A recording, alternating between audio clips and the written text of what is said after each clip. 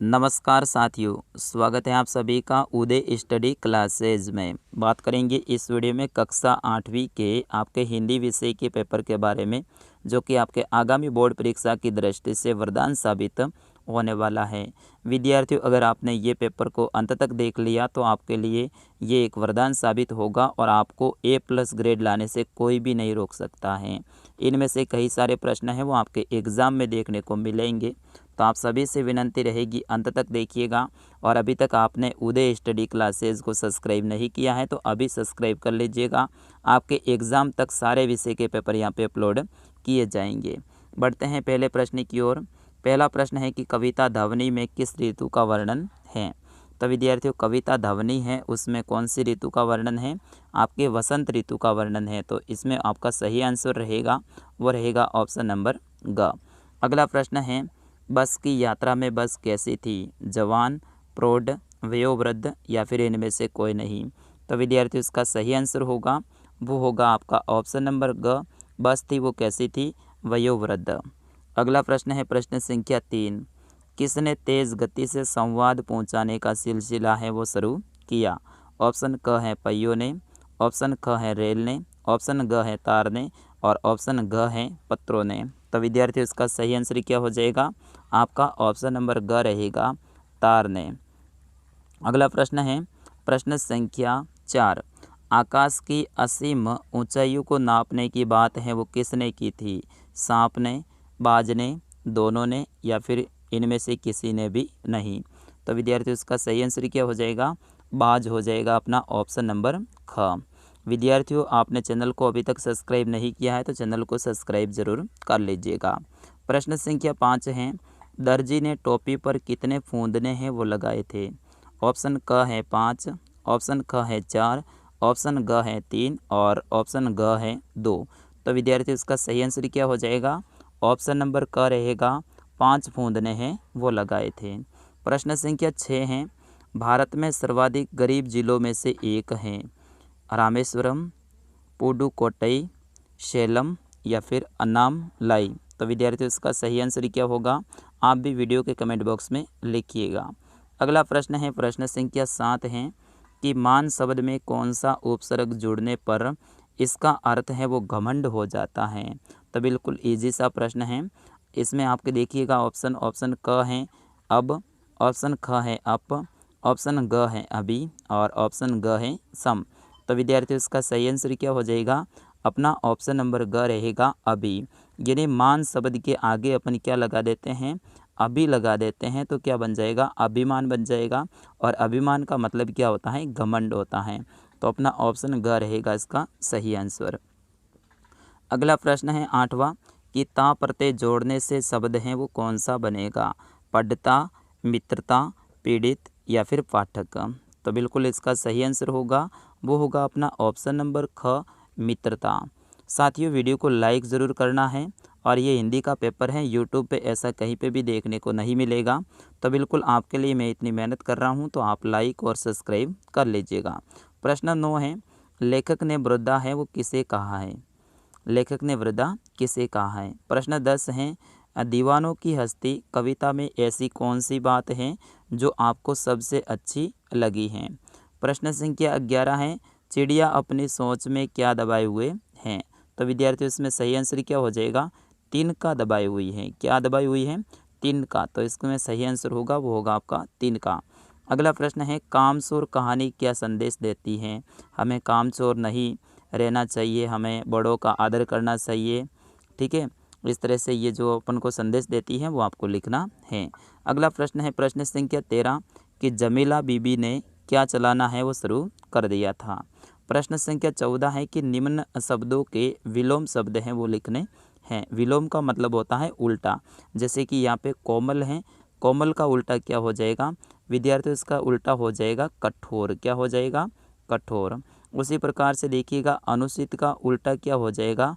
उचित हो जाएगा। तो अनुचित का विलोम है वो उचित और कोमल का है वो कठोर।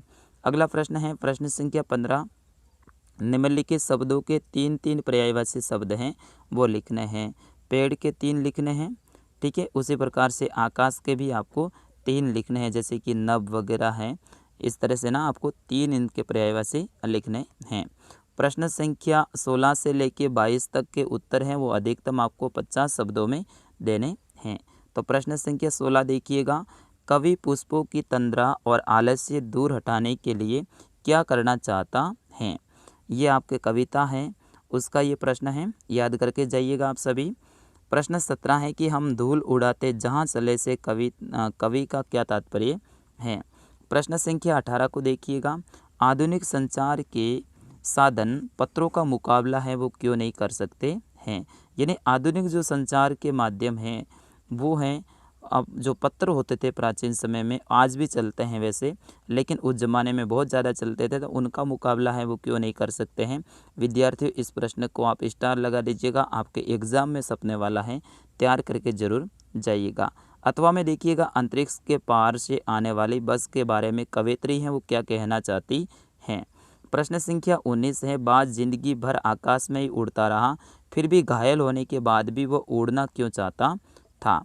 इसमें अथवा में आपके सामने है वो ऑप्शन मिल जाएगा, टोपी पहने ही गवैया के मन में क्या इच्छा जागी, तथा टोपी पहनकर गौरैया है वो क्या प्रतिक्रिया की।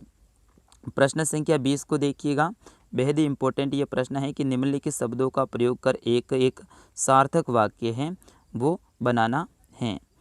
तो यहाँ पे देखिएगा, बालक का प्रयोग करना है, धरती का करना है, देवता का करना है और चंद्रमा का करना है। अथवा में ऑप्शन मिल जाएगा, अगर ये नहीं आता है तो यहाँ पे क्या करना है, इन शब्दों के हैं बहुवचन लिखने हैं। जैसे कि मिठाई है, तो मिठाई का जो बहुवचन लिखेंगे तो अपना क्या हो जाएगा, मिठाइयाँ हो जाएगा। क्या हो जाएगा, मिठाइयाँ हो जाएगा। यहाँ पे झील है, तो झील का बहुवचन लिखेंगे तो क्या हो जाएगा, झीलें हो जाएगा।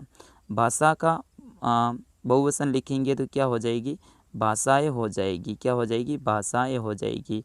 और संतरे का बहुवचन लिखेंगे तो क्या हो जाएंगे, संतरे हो जाएंगे। तो इस तरह से इनके बहुवचन बनाने हैं। प्रश्न संख्या 21 देखिएगा, आपके मोहल्ले में लोग हैं वो इधर उधर कचरा फेंक देते हैं, उन्हें कैसे समझाएंगे। तो विद्यार्थियों इसके बारे में तो आप बना के आराम से लिख सकते हैं। प्रश्न संख्या 22 है, वाहन चालकों की किन गलतियों से सड़क दुर्घटनाएं होती हैं, कोई 5 गलतियां लिखनी हैं। तो देखिएगा, वो सीट बेल्ट का प्रयोग नहीं करते हैं, वे धूम्रपान या फिर शराब वगैरह पीकर गाड़ी चलाते हैं, ठीक है, सड़क नियमों का उनको पता नहीं होता है। इस तरह से आपको उनकी 5 गलतियां लिखनी हैं। अगला प्रश्न है प्रश्न संख्या 23, आपके लिए बेहद इंपॉर्टेंट है कि निम्नलिखित गद्यांश को ध्यानपूर्वक पढ़कर पूछे गए प्रश्नों के उत्तर दीजिएगा। तो यहाँ पे गद्यांश है, इनको पढ़ लेना है। विद्यार्थियों मैं आपको सुझाव देना चाहूँगा कि आप गद्यांश को कम से कम 2 या फिर 3 बार पहले पढ़ लें, फिर उसके बाद में आप प्रश्नों की तरफ आगे बढ़ें।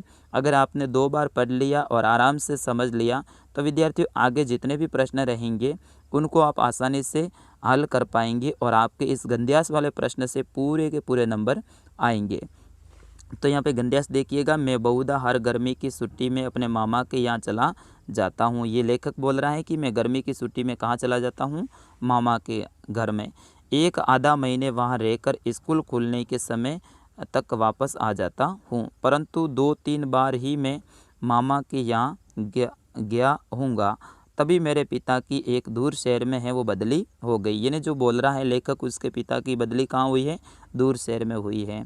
और एक लंबी अवधि तक मैं अपने मामा के गांव न जा सका। तो लेखक बोल रहा है मेरे पापा की बदली हो गई, फिर उसके बाद में बहुत लंबा टाइम हो गया मैं अपने मामा के घर पे नहीं जा सका हूँ।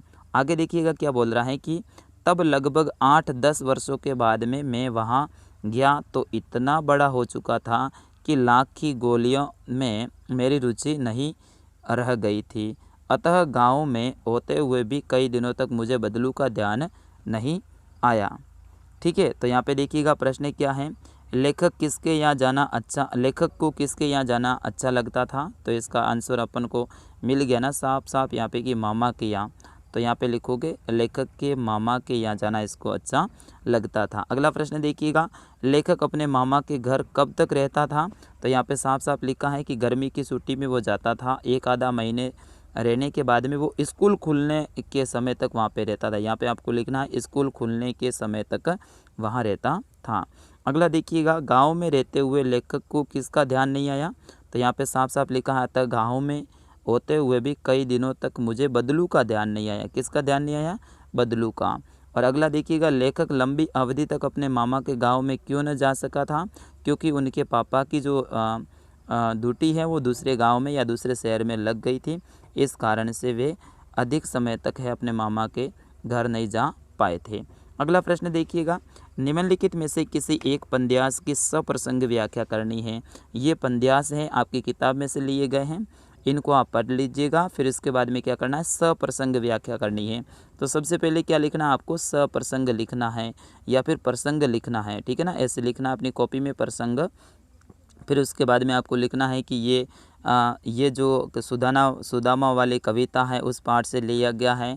इसमें भगवान श्री कृष्ण और उनके जो मित्र हैं सुदामा, उनका वार्तालाप है और इसके लेखक वो हैं। तो इतना सा 2-3 लाइनें बना के आपको लिख देनी है। तो जो प्रसंग है उसके आपके 2 नंबर मिलेंगे। फिर उसके बाद में ये जो लाइनें हैं इनकी व्याख्या करनी है, तो नीचे लिखना आपको व्याख्या। और फिर उसके बाद में इनके बारे में है बना के बड़ी लाइनें लिखनी हैं। तो इस तरह से आप लिखेंगे तो आपको 6 नंबर मिलेंगे। अगला प्रश्न देखिएगा, 25वां प्रश्न है कि समाज में व्याप्त लड़का लड़की के भेदभाव से संबंधित 2 छात्राओं की जो बातचीत है उनको अपने संवाद के रूप में लिखना है। यानी संवाद लिखना, ये संवाद फिक्स है साथियों, आपके एग्ज़ाम में आएगा। तो यहाँ पे है ना आपको बना के लिखना। जैसे कि एक लड़का है वो बात कर रहा है, फिर उसके बाद में दूसरा जो उसका दोस्त है वो कर रहा है। मान लो कि एक मोहन है और एक सोहन है, तो मोहन बोलेगा यार देखो अपने समाज में किस तरह से ये लड़का लड़की में भेदभाव होता है। तो सोहन बोलेगा हाँ यार मोहन सही बात है, इतना सारा होता है, मैंने वहाँ देखा है, कुछ उदाहरण देंगे इसमें। इस तरह से आप बना के लिखोगे तो बिल्कुल आपको 8 नंबर मिलेंगे। विद्यार्थियों 8 नंबर कम नहीं होते हैं, तो बिल्कुल आप एक संवाद है वो याद करके ज़रूर जाइएगा। या फिर अथवा में ऑप्शन मिल जाएगा, आपने 8वीं कक्षा उत्तीर्ण कर ली है तथा 9वीं में प्रवेश लेना चाहते हैं तो अपने विद्यालय के प्रधानाध्यापक को स्थानांतरण प्रमाण पत्र यानी टीसी हेतु प्रार्थना पत्र लिखिए। विद्यार्थियों एक तो आपको टीसी के ऊपर प्रार्थना पत्र याद करना है, ठीक है। दूसरा करना है 2 दिन के अवकाश के लिए, ठीक है, 2 दिन के अवकाश के लिए। और तीसरा है घर पर ज़रूरी काम, ये हो गया अवकाश के लिए। इस तरह से 2-3 आप हैं प्रार्थना पत्र याद करके ज़रूर जाएंगे। अगला प्रश्न देखिएगा, प्रश्न संख्या 26 है कि निम्नलिखित में से किसी एक विषय पर 150 शब्दों में है वो आपको निबंध लिखना है। दीपावली, प्रकाश पर्व, इसको याद करके जाइएगा। स्वस्थ भारत मिशन को याद करके जाइएगा। गणतंत्र दिवस को याद करके जाइएगा। और कोरोना वायरस 21वीं सदी की महामारी। विद्यार्थी इसको तो आप स्टार लगा दीजिएगा। इनमें से एक ना एक तो निबंध है वो आपके एग्ज़ाम में आने वाला है, तो इन सभी को आप याद करके जाइएगा। अथवा में ऑप्शन आपके सामने मिल जाएगा, निम्नलिखित में से किसी एक पात्र समूह के आधार पर मानकर 150 शब्दों में एक कहानी लिखनी है। जैसे कि लोमड़ी और अंगूर, शेर और खरगोश, खरगोश और कछुआ, या फिर मधुमक्खी और चिड़िया। इनमें से किसी एक की कहानी आपको लिखनी है। तो विद्यार्थियों ये था कक्षा 8वीं का हिंदी विषय का पेपर। मैं आशा करता हूँ आपको पसंद आया होगा। तो साथियों इसमें से कई सारे प्रश्न हैं आपके एग्ज़ाम में भी देखने को मिलेंगे। अभी तक आपने उदय स्टडी क्लासेज को सब्सक्राइब नहीं किया है तो अभी कर लीजिएगा। आपके एग्ज़ाम तक सभी विषय के पेपर हैं यहाँ पे डाले जाएंगे, तो बिल्कुल आप सब्सक्राइब कर लीजिएगा और वीडियो को लाइक कीजिएगा। मिलता हूँ अगले वीडियो में, तब तक के लिए जय हिंद, वंदे मातरम।